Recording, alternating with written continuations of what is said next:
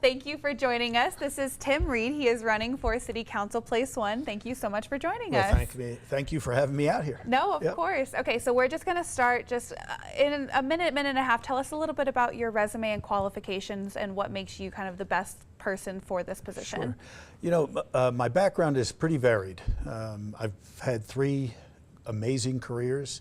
I started out in law enforcement, 32 years. 28 of those years were with the FBI.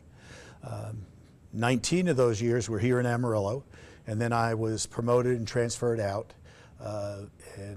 to West Virginia and worked a couple IT projects where I had a few more advancements in management.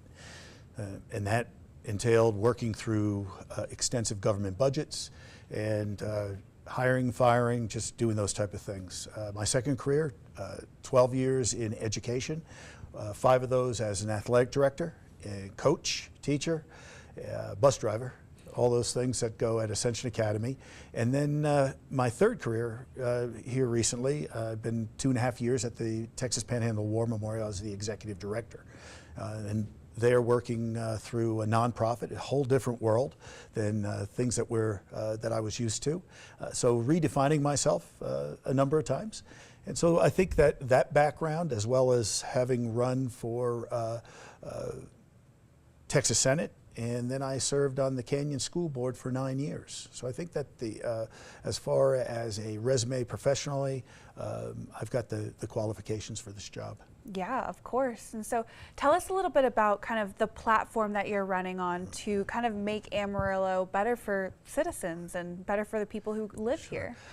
I really think that we have to pay attention to what we have now. A lot of times we get lulled into looking so much into the future and we forget what we have. And I contend that if we take care of what we have now, that will encourage families to move into Amarillo and for business to move here.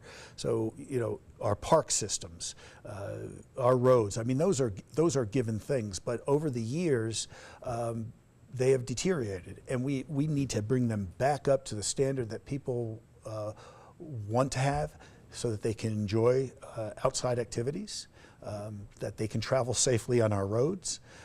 And you know, we have to look at our public safety, our first responders, make sure that we're getting enough new recruits into the academies as people retire or leave.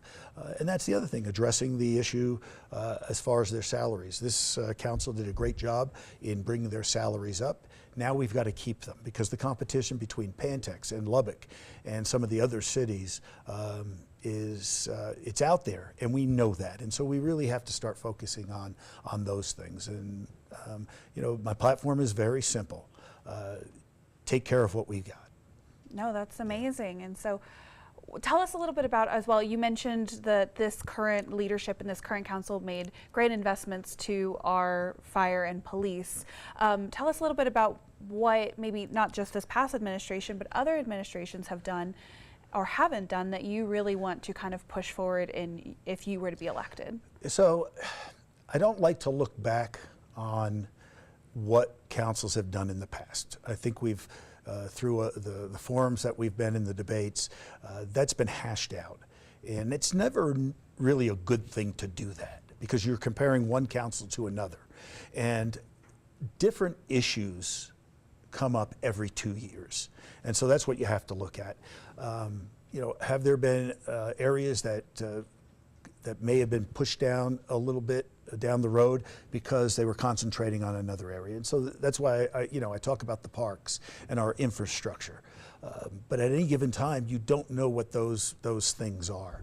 So, but as we look into the future and our growth here in Amarillo, we have to start looking at what new things are on the horizon.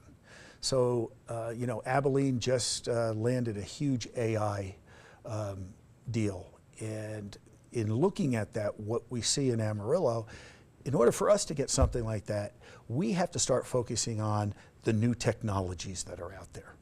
And so one of the things that I'm really going to be interested in and trying to push for is developing an energy resource so that we can run that technology. Right now, we don't produce enough energy and electricity to run what we have here, let alone the new advancements in technology. So that's something, because I ran 2 IT projects for the FBI. I'm very interested in where we're going in that next generation of development, whether it's the AI or, we don't know, 5 years, as quickly as technology changes, we may be looking at something different in 5 years. So we want to set ourselves up in a really good place energy-wise. And we have that resource here in the Texas Panhandle. Natural gas is probably going to be one of the ways that we look at. You know, our wind energy, all of those things that we can combine. You can't pick one and leave one out. So we're going to have to look at all of that to produce enough electricity and energy to run the next advancements. That's amazing. And finally, I'll let you kind of just talk a little bit about, and you've made some great points up to now, why should people vote for you? Why are you the best candidate for this position? Well, I truly believe that I'm the most experienced, both professionally and personally. You know, everybody comes from different walks of life. And I know when I was younger, I was adopted at a older age. I grew up in foster care. And at the time, my dad told me, don't forget where you came from. And I took that as a negative until I got older, into my adult years, and I started realizing, you know what? The resources that you bring, that understanding of how people function and live and how they survive, are important things, especially when you're running for a public office. You know, we don't represent any part of the city, we represent the whole city. And having that personal experience is important in understanding the needs of people that aren't as lucky. And I was one of the lucky ones. But also on the professional end, I think that my background, you know, with the FBI, I had 8 foreign diplomatic tours, and I was in countries that didn't have water and wastewater removal and those type of things and how they survived. So I have those experiences, and I dealt with presidents and generals of countries. And so I really think that my background on both ends, professionally and personally, really lay well for a position on the city council. Well, thank you so much, Mr. Reid. I appreciate you coming and chatting with us for a few minutes, and good luck with the rest of this election season.